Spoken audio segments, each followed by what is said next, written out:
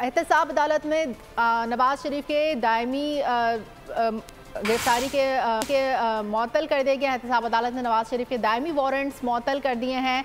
इस वक्त आपको अहम खबर दे रहे हैं, फौरी खबर है। एहतसाब अदालत ने नवाज शरीफ के दायमी वारंट्स मुअत्तल कर दिए हैं। इस केस में नवाज शरीफ के दायमी वारंट मुअत्तल कर दिए गए हैं। एहतसाब अदालत ने नवाज शरीफ के दायमी वारंट मुअत्तल कर दिए हैं।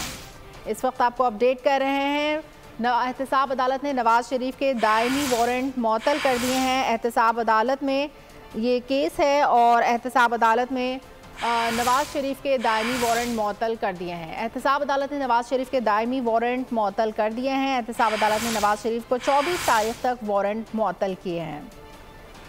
एहतसाब अदालत में तोशाखाना केस है, तोशाखाना केस में एहतसाब अदालत ने वारंट मुअत्तल कर दिए हैं। एहतसाब अदालत ने नवाज शरीफ 24 अक्टूबर तक वारंट मुअत्तल किए हैं। एहतसाब अदालत ने नवाज शरीफ के दायमी वारंट मुअत्तल कर दिए हैं। एहतसाब अदालत ने नवाज शरीफ को 24 तारीख तक के ये वारंट मुअत्तल किए हैं। सब्सक्राइब करें और बेल दबाएं ताकि कोई खबर रह न जाए।